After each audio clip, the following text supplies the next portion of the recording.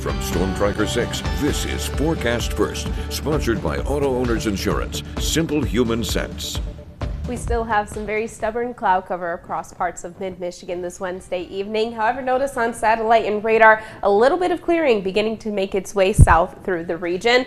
We'll continue that clearing trend as we go throughout the next few hours. In terms of our temperatures, mid to low 70s in places like St. John's, Lansing, and Mason. 69 degrees right now over in Jackson and Marshall. Currently sitting at 68 over in the city of Hillsdale. Cloud cover will continue to decrease over the next few hours. We are mostly clear overnight tonight, allowing our temperatures to cool down into the low.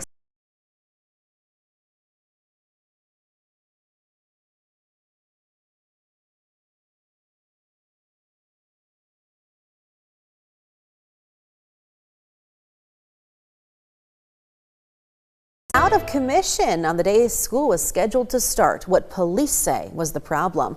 Plus, a surprising discovery after a drone crashes into a house, bags of illegal drugs. And we know bears love honey, but apparently they also can't keep their hands off ice cream either. Those stories and a lot more, and all in the first 6 minutes. Thank you for joining us this evening. I'm Siobhan Klepfer. Let's start that clock. And we begin in Michigan City, Indiana, where students were not able to go to school on Tuesday because, according to police, someone stole 20 catalytic converters from school buses. Workers discovered the thefts on Tuesday morning. With 20 buses out of commission, school had to be canceled. Police say it's likely the parts were stolen by someone who plans to sell the copper that's inside the converters.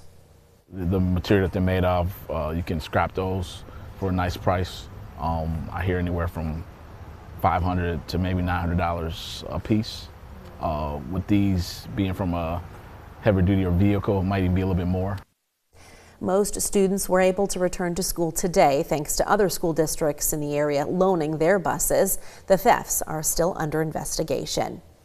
A Kent County man already facing state charges of sexual exploitation of a minor is now being charged in federal court as well. Thomas Shannon is also being charged with possessing child pornography. Prosecutors say the 43-year-old orthodontist who worked in Granville paid minors in return for illicit photos in 2021. While he was bonded out and awaiting that case to proceed in 2024, they say he communicated with a 13-year-old victim. Shannon is expected back in court on Friday. In this update from Kalamazoo County, CommStop Deputy Fire Chief Michael Dreyer will stay employed for now as he awaits trial for a drunk driving charge. Dreyer is accused of hitting an 11-year-old girl with his truck back in June. The girl survived. The Comstock Township Board voted 4-3 Monday night to keep Dreyer in his job, although he is still on unpaid administrative leave. Staying with crime news, police in Florida arrested a man after a drone carrying illegal drugs crashed into a home. On Tuesday, the homeowners found the drone along with bags of meth and fentanyl, and then a man showed up looking for it.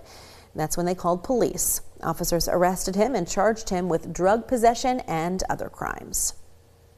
In New York, a second judge has now denied the Trump administration's request to release grand jury transcripts from the Jeffrey Epstein sex trafficking case. Judge Richard Berman, who presided over that case, said today the Justice Department made the request as a diversion from the fact that it possesses much more detailed files on Epstein. The earlier request was denied by a judge who oversaw the case against Ghislaine Maxwell, who is serving a 20-year prison sentence for helping Epstein. As Hurricane Erin continues to move up the east coast of the United States, meteorologists say it is gaining strength.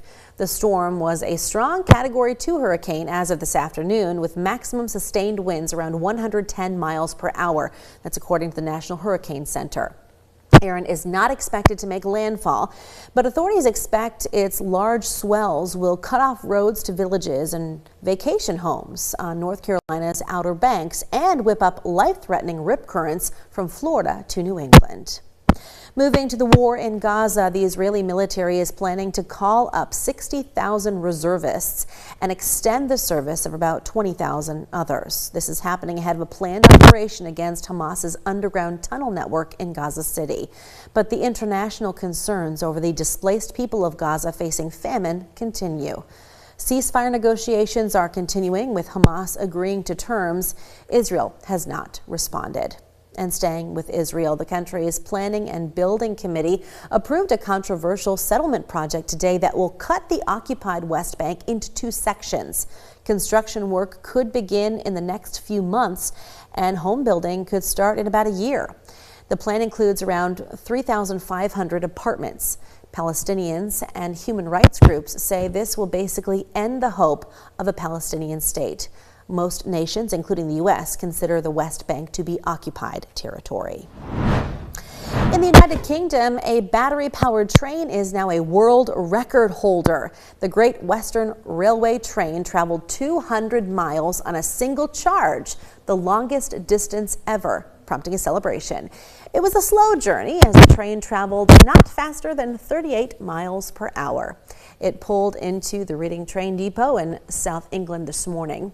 Great Western usually uses diesel to power its trains, but the test is a first step in possibly using cleaner energy. It's an important achievement for the UK rail industry to be able to do that because it demonstrates the viability of battery technology to power trains in the future. The company kept the train's lights off during the test to preserve power, but did allow charging of laptops and cell phones. Well, take a look at this. A company called Regent Craft is now testing a new kind of winged passenger ferry off the coast of Rhode Island. The all-electric hydrofoil vessel is named Paladin. Regent's CEO says the goal is to design a vessel as fast as a plane, but as easy to control as a boat. It's designed to fly about 30 feet above the water at about 180 miles per hour, but it has not hit that target just yet. The company hopes to cut down on commuter times for traditional ferry passengers and says it could be used by the military as well.